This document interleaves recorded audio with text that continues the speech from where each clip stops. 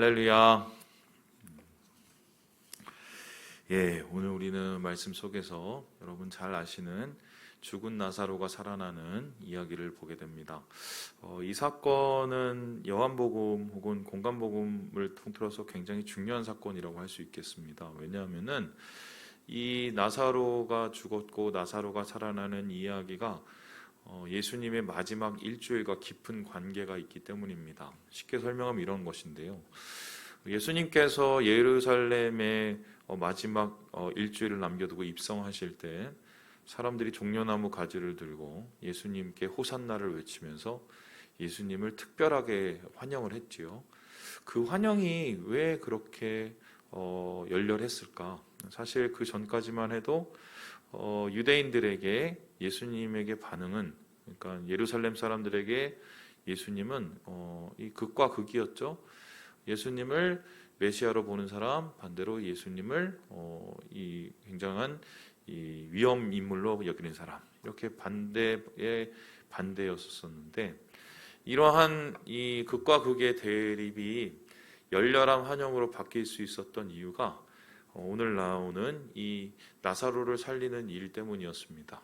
왜냐하면은 이 나사로가 살아난 이 베단이라는 마을은 바로 예루살렘 가는 길이었고요. 이 베다니에서 일어나는 일이 예루살렘에 그대로 전해졌기 때문입니다. 그러니까 사람을 살리는 사람, 죽은 사람도 살리는 사람, 여러분 이보다 더 대단한 능력이 어디 있겠습니까? 그러니 예수님의 이러한 신기방기한 능력을 보고 사람들은 이 사람 보통 사람 아니고 우리의 메시아일 수도 있겠다는 기대에 부풀게 했지요. 그리고 나서 예수님을 그렇게 열렬하게 호산나를 외치면서 그 예루살렘 입성에 열렬한 환영을 보냈던 것이다, 이렇게 볼 수 있습니다. 뿐만 아니라 이 사건은, 이 나사로가 살아난 이 사건은 또한 예수님이 죽음에 처할 수밖에 없었던, 죽음을 당할 수밖에 없었던 가장 직접적인 이유가 됩니다. 왜냐하면 이런 거죠.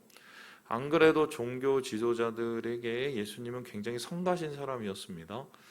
예수님의 말이 틀린 말은 없지만 그것이 곧 자기들을 향한 공격이며 자기의 밥그릇을 뺏어갈 거라는 생각이 여기 뻔히 하기 때문에 이 사람은 굉장히 성가시자 죽여야 될 대상으로 생각을 했을 것입니다. 그래도 그 영향력이 어느 정도 커버할 수 있다고 생각했기 때문에 의견이 분분했죠. 그런데 그랬던 모든 사람들과 반대자들이 열렬하게 합해서 예수님을 죽이기로 작정을 한 계기는 사실 오늘 이 나사로를 살린 사건과 관계가 있습니다.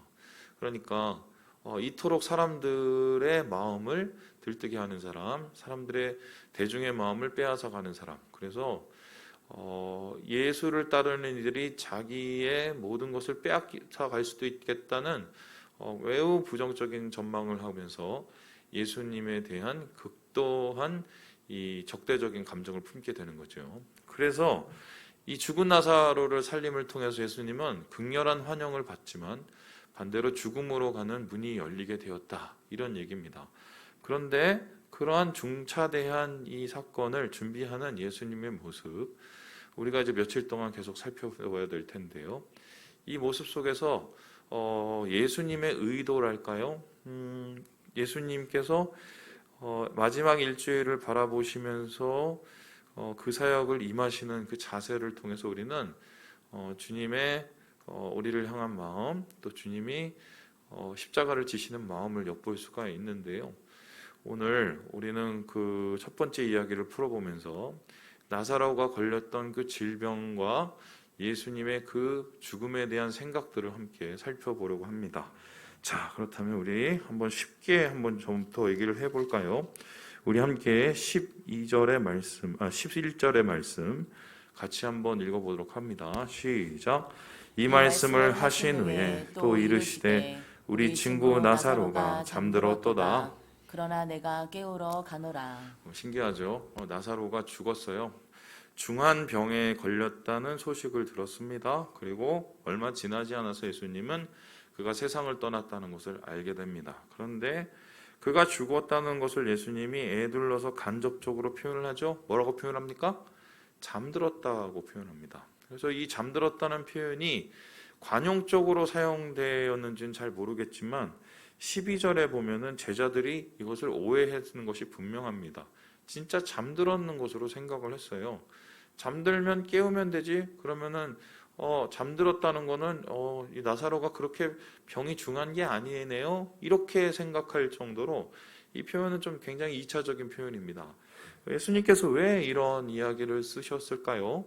뭐 여러 가지의 해석이 가능하겠지만 저는 오늘 이 죽음에 대한 얘기를 좀 먼저 풀어보고 싶은 게 믿는 자들에게 죽음은 도대체 무엇인가?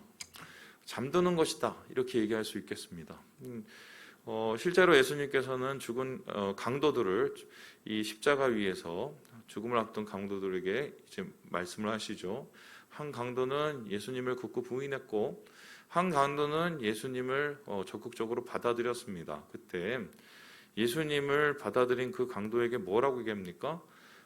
낙원에서 나와 함께 거하리라 라고 얘기를 했습니다. 그 낙원이라는 것은 여러분 아시겠지만 이 하늘을 뜻하고 그 하늘에 있는 주님이 계신 곳을 뜻하는 것입니다. 그러면 그것이 우리의 목표냐? 그것은 아니죠. 그것은 예전에 이승구 박사님 우리 교회 오셔서 얘기하신 거 아시죠? 천당이고 이 천당은 최종적인 우리가 가야 될 곳이 아닙니다. 그것은 천국을 준비하는 곳이죠. 나중에 이 세상 끝에 우리가 새로운 새 땅을 보게 되고 모든 더러운 것과 모든 악한 것과 모든 죄의 것들이 장막이 무너졌을 때 이 세상이 새롭게 변하게 됩니다. 소위 말해서 천국이 이곳에 이루어지게 됩니다. 그때 하늘에서 새 예루살렘이 내려옵니다. 그 새 예루살렘은 하나님이 계신 곳이요 하나님의 백성들이 거하는 곳이었죠. 그리고 그곳에서 많은 사람들이 새 예루살렘을 바라보고 새 예루살렘 사람들이 이 모든 땅에서 함께 주의 나라를 꿈꾸며 주의 나라를 누리며 살지 않습니까? 그래서 그 모든 과정을 우리가 죽은 후의 모든 과정을 한번 살펴본다면 그것은 새로운 새 땅과 새로운 하늘을 위한 준비죠. 안식이죠. 바로 잠인 거죠. 어떤 뜻이든. 그래서 믿는 자들에게 죽음이 우리가 절망이 아니고 우리에게 믿는 자들에게 죽음이 단순한 두려움이 아닌 이유는 새로운 세상을 준비하는 그 문을 여는 것입니다. 그래서 주님께서 이 땅에 이루실 마지막 때의 하늘나라, 새로운 땅, 새 하늘을 준비하기 위해서 우리는 주님과 함께 머무를 것이고 그날이 되었을 때 함께 주님과 함께 이 땅 가운데 왕노릇하면서 사는 것, 바로 인생에 있어서 예수 믿는 자의 죽음을 우린 그렇게 해석해야 된다. 이렇게 바라볼 수 있겠습니다. 두 번째로 오늘 예수님은 이 죽음에 대한 더 중요한 이야기를 하시는데요. 우리 함께 4절의 말씀을 같이 한번 읽어보도록 하겠습니다. 4절입니다. 시작. 예수께서 들으시고 이르시되 이 병은 죽을 병이 아니요 하나님의 영광을 위함이요 하나님의 아들이 이로 말미암아 영광을 받게 하려 함이라 하시더라. 이 죽음의 병, 죽음에 이르는 병, 우리에게 이르는 그 사망을 가리켜서 예수님 뭐라고 얘기합니까? 하나님의 영광을 위한 것이다. 그리고 이러한 하나님의 영광을 위한 죽음은 곧 하나님의 아들이신 예수님의 영광을 드러내는 것이다 라고 얘기를 합니다. 이것은 바로 나사로의 죽음에 대한 1차적인 의미가 있겠죠. 그런 것입니다. 나사로가 죽었습니다. 죽음이 끝이었나요? 나사로를 주님께서 다시 살리셨습니다. 그 살림을 통해서 무엇을 봅니까? 하나님이 죽은 자도 살릴 수 있다는 놀라운 능력을 보게 됩니다. 이를 통해서 하나님을 찬양하게 되고요. 그리고 나사로를 살린 이 예수님은 많은 사람들에게 칭송과 찬양의 대상이 되게 됩니다. 거기서 끝이 났나요? 이 이야기가 어디로 이루어집니까? 어디로 이어진가요? 바로 제자들이 나사로의 죽음과 다시 살아나는 것을 제대로 생각만 했어도 예수님의 십자가 죽음과 부활을 아주 쉽게 받아들였을 거예요. 이런 겁니다. 예수님이 죽은 자도 살리고 예수님이 죽은 나사로도 살리셨습니다. 그렇다면 예수님 본인의 죽음, 예수님 본인의 사망, 이것을 이기는 것은 이게 뭐 당연한 것이겠죠. 사람을 새롭게 살리시는 분이 왜 자기를 못 살리시겠습니까? 그래서 이 나사로의 죽음을 통해서 주님은 뭐냐면 이미 부활을 예표하신 것입니다. 자신이 사망을 이기고 생명을 얻는 이 부활을 예표하신 거고요. 더 나아가서 우리 모든 이 땅의 사람들이 예수님을 통해서 죽음을 겪지만 그 죽음이라는 것을 겪고 나서 어떻게 해요? 하나님의 부활, 예수님의 부활의 승리를 함께 누릴 수 있는 그 길을 연친다는 것을 주님께서 우리에게 몸소 보여주시는 것이죠. 그래서 오늘 이 말씀은 예수님의 부활에 대한 예표이자 동시에 하나님의 영광을 드러내는 죽음이 우리의 예수 믿는 사람들의 가장 큰 목적이다. 죽어도 주를 위해 죽는 것이고 살아도 주를 위해서 사는 것이라는 이 바울의 고백처럼 우리 예수 믿는 사람들의 삶과 죽음은 바로 하나님께 달려있고 하나님을 드러내기 위한 것이다. 이것을 오늘 말씀 속에서 두 번째로 찾아볼 수 있게 되겠습니다. 마지막으로 오늘 말씀에 나타나는 이야기가 있습니다.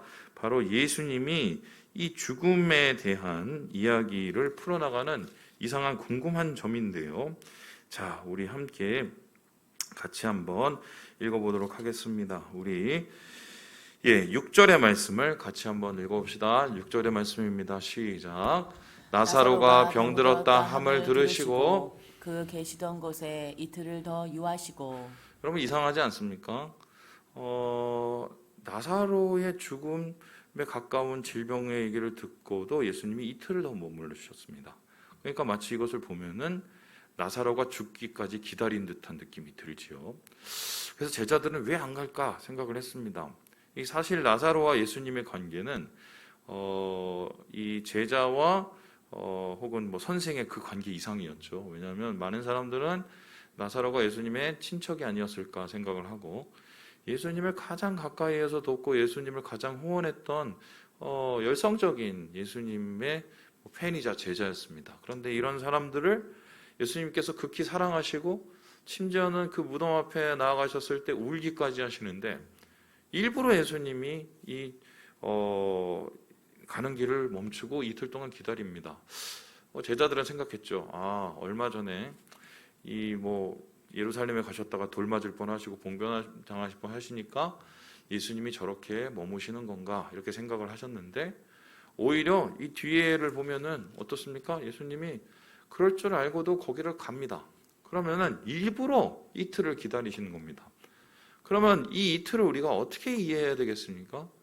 예수님이 왜 일부러 나사로가 죽을 때까지 기다렸을까요? 이 질문은 우리의 삶의 질문과 굉장히 직결이 되죠. 이런 겁니다. 나는 죽을 것 같은데, 나는 힘들어 죽겠는데 예수님이 도대체 어디에 계신 건지, 나와 함께 계시는 건지, 나의 삶을 지켜주시는 건지, 나를 지금 영혼을 보호하시는 건지 도대체 답답할 때가 있지요.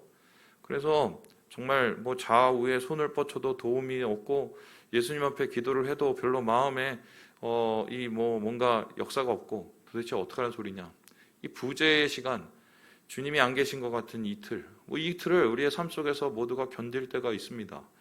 저도 이거 많이 견뎌봤고요. 이 견디기가 진짜 힘들죠.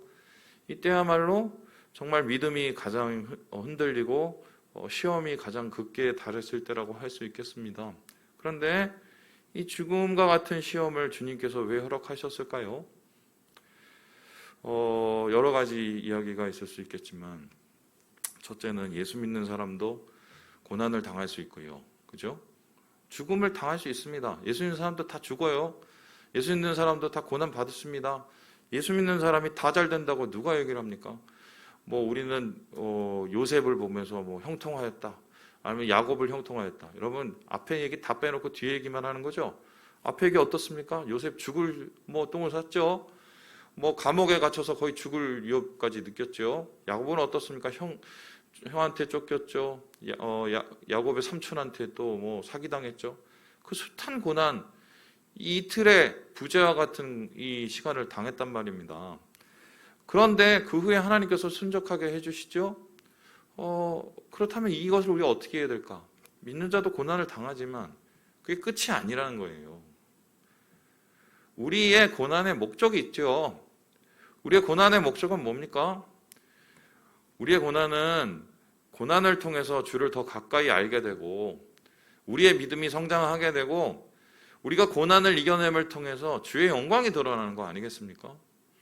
죽음과 같은 고난이 힘들죠. 누가 안 피하고 싶습니까? 저도 피할 수 있으면 정말 피하고 싶어요.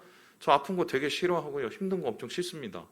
그런데 제가 포기하고 넘어지고 싶을 때 항상 마음속에서 드는 생각, 이게 끝이 아니에요. 죽음이 끝이 아니란 말이죠. 영원한 하나님의 나라도 있고요. 주님께서 드러내실 영광도 있고요. 또한 이 2시간의 이틀의 시간이 바로 우리를 주님 안에서 성장시키시는 시간이죠. 우리가 죽었다 깨어나는 시간이죠. 그래서 예수 안에서 진짜 죽고 예수 안에서 진짜 살아날 때 그 감격과 부활의 능력을 누리는 이 시간이 바로 이 이틀의 예수님의 부재에 달려있다는 것이에요. 그래서 오늘 이 마지막 이야기의 끝이 상당히 우리에게 인상적인데요. 우리 함께 우리 16절 읽고 마무리해 보도록 하지요. 시작. 디두모라고도 하는 도마가 다른 제자들에게 말하되 우리도 주와 함께 죽으러 가자 하니라. 물론 이건 엉뚱한 소리죠. 뭐 예수님 뭐 죽자는 소리도 안 했는데 도마가 더 오버해갖고 우리도 죽으러 갑시다. 어차피 뭐 유대 가면 죽고 예루살렘 가서 죽는데. 근데 이거를 이 엉뚱한 소리를 이 요한이 써놓은 이유가 뭡니까? 결국 우리의 자세예요. 당장 죽을 것 같아서 주님과 함께 이 길을 가면 죽을 수도 있겠죠. 죽은 게 끝이 아니죠. 함께 죽으면 함께 사는 거예요. 예. 함께 주님과 함께 고난을 받으면 주님과 함께 영광을 누리는 겁니다. 나를 통해서 영광을 하나님께서 드러내실 뿐만 아니라 이 죽음의 시간을 이기고 나면 주님이 나에게 큰 은혜와 큰 사랑과 큰 믿음과 큰 영광을 주시는 거예요. 그래서 우리가 사망의 골짜기를 다닐지라도 해를 두려워하지 않을 것. 여러분, 좁은 길을 가면 왜 안 힘들어요? 힘들죠. 그래도 그곳을 찬송하면서 다윗이 간 이유가 뭐예요? 주께서 나를 안위하심이라 지키시죠. 그리고 뭐예요? 원수의 목전에서 상을 차려주시는 하나님, 그죠? 그걸 우리가 믿기 때문이에요. 그래서 오늘을 견디는 거 아니겠습니까? 그래서 오늘 이 예수님의 죽음에 대한 이야기, 끝이 아닌 이 죽음, 오늘 주님의 영광과 성장으로 인도하시는 이 죽음을 우리는 마음속에서 깊이 받아들여야겠어요. 오늘 하루 여러분 어떤 삶을 사시겠습니까? 힘든 삶 속에서 힘겨워하시는 분도 있겠지만 기억하세요. 끝이 아니에요. 이겨내면 영광입니다. 이겨내면 승리의 기쁨을 누립니다. 주님이 우리와 함께 하십니다. 일어나시고 깨어나셔서 다시 주님 앞에 서시는 우리 모든 형제 자매들 되시길 주님의 이름으로 축원합니다.